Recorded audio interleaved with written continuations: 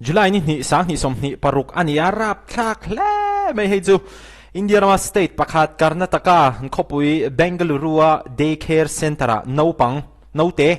kum thum vel hi en kol tu te hianin an lo soi sa thina ni washing machine ten local khum rap thlak le mai he thila hi kan ria kang in nge police ten man lak enge omzia ti vel te hi kan soi zaw main he kan en ho lokang zirlai tele na thokta ta na thulom om deu nei hostel tharlom nan Joy Girls hostel zone room tina cheng zanga trip discount pemeka hostel admission team masaber zone cheng sang thum lekin thama saber atan room alwa theidon bok ani mania room in bol theida tur chauka zaw nuam takte in sunga tur washing machine te bathroom te omveka room a zaw tha a theng thon nuama privacy a tha a zirlai le na thokta tan ngai ven chi tak ani Joy Girls hostel hi college veng le republic in rin na motor sil na chak veng hluya a oma seat atam lo awangin hostel mamo chuan a hnuai phone number kan tar lana hian in lo be theu don ni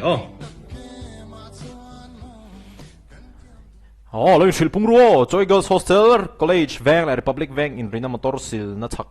veng hluya omanyo. A shocking case of alleged child abuse has surfaced from India's tech capital, Bengaluru. Police have registered a criminal case against 5 daycare workers Athok tu mi panga telaka police lampangin criminal case and register ane operating at an on-campus creche at a leading IT company.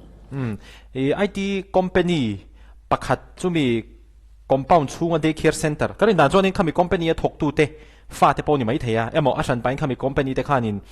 business ran pang khan daycare center te pawha an ran le pawni the khami a khanin a thok tu te panga khan no te an lo soi sa thina an soi san na sa niang a chan chu police te lampang hianin hatianga han hawa han zila hotir le melo khan criminal case case and register mak mai ani. The 5 accused allegedly subjected children between 2 and 3 years old to physical assault and mental harassment. Physical assault and mental harassment omje chu an soi sa kut an thak te pawni theya chuanin no pangte enge he lau tur zong le khatianga an ril ru te an taksa ti hre om thei turang ber khan ti hinin an lo sual lo chu ani including locking crying children inside washing machines. Washing machine no pang an taprin na sa ni kimi video hi an tapri hi an ron tilang lawa azia khatia chan chu ngai thak hre omani no te an tapa khatianga an tap chung khan washing machine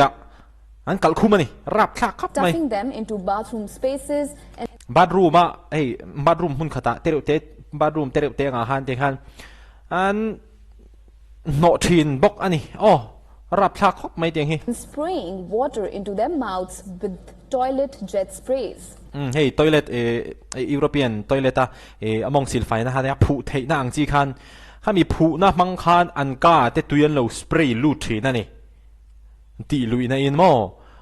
no te tan phei chuanin dikhanin an man betanga an spray nga an tho te chamang an tho thei lowanga arap thak le mai. Videos showing the abuse have now gone viral on social media, sparking widespread outrage. The horrific episode came to light after an officer in the district child protection unit received videos of the abuse on WhatsApp, prompting officer ten WhatsApp hemi video viral hi an lo donga a thakop mai leila ma chon social media han chak to hi mo mang tangkai thiam te chon tiang hianin mi thil ti diklo te pui khoina te thu nei tu ten hen khen nan ten manga tangkai khom mai social media leila ma chon mang thiam tan chon ti khanin officer pakhat khanin lo hmuwa him to lodge a complaint with the police. Police ne na complaint nga la ni. A separate complaint has also been lodged with the Karnataka State Commission for Protection of Child Rights. No panglam right khating lam protect thin te po lo veng him thin te po khan a hran pa in case lo file le bak ni. The FIR mentions 5 women staff who are employed with the daycare facility. Police say they are currently going through the complaint and the videos. Video hi tuna hianin an zir chiang mek ani police ten mo and will take strict action to ensure that the perpetrators do not escape accountability. An ti sual ani chuanin video ina tia an examine nga video an la na serious ang khan an threm na te po ki serious tura ngai ani. A team consisting of a deputy commissioner and joint commissioner has been set up to investigate the incident. Hi apoi mo khop mai kan fa te mi kuta hành đã mấy poesia te po alanga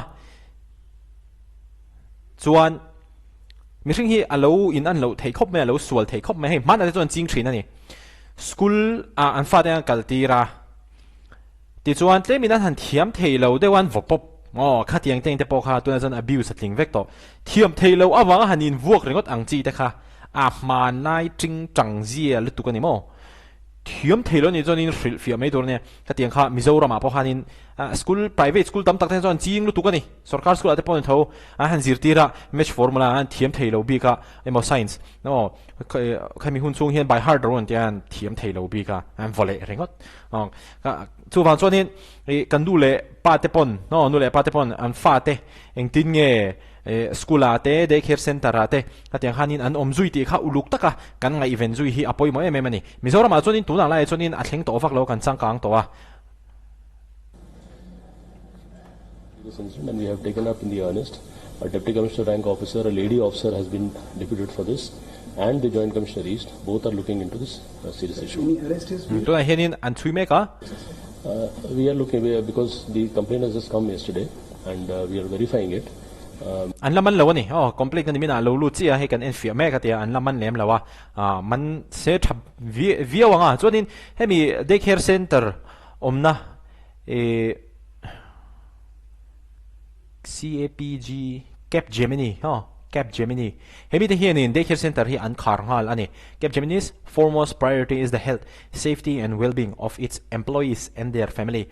kini company te na kan ngai poimo ber chu kan na thok te le an chung te him na te resel na te kan ngai poimo bera tu na hian thu nei tu te nen thil ti ngai ang tul ang ti hoin tiang hianin an nipon investigation an nei na te kan lo pui ve zela chuan as a precautionary measure Mizoram kan lo himjok theina we are temporarily closing the Bengaluru on campus daycare facility tuna hianin hun reilo te chung Bengaluru on campus daycare facility hi kan khari don ani tin Capgemini te chuanin tiang hianin Capgemini ka tivereng ta lamdan te polo diklo mai theya an mani lampang hianin daycare center hi an kharani video evidence kha a om thang reng si a chu wang chuanin police tena an chui chuaka atinga thil lo thing tak ani phei chuanin an man don chiang sa ni an career kha setup do mai ni chuanin hemi atanga thil kan zir chu tur poi mo te pakhat ka ti chu abik takin thalai te thil nilo hei dan kal anga che na ate le khati ang chi vel he nga henin in nam hnoi mi lo tur ani atlom zo ate pon tran thre mi lo tur khati in nam hnoi don ai chuan in sual na ti ang reng chi ate drugs ti ang chi ate mo tel ve mi lo tur ani khai kha chuanin ming that na poi mo zo ga an career kan repetition te poi mo dei zo ga ni ti kha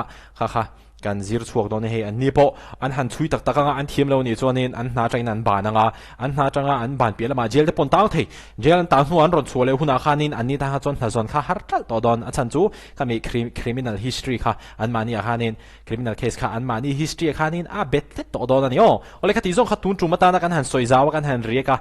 enge kan zir chua thei ti ang chi te kan han soi thei te chu ani video la kan in mule theu don ne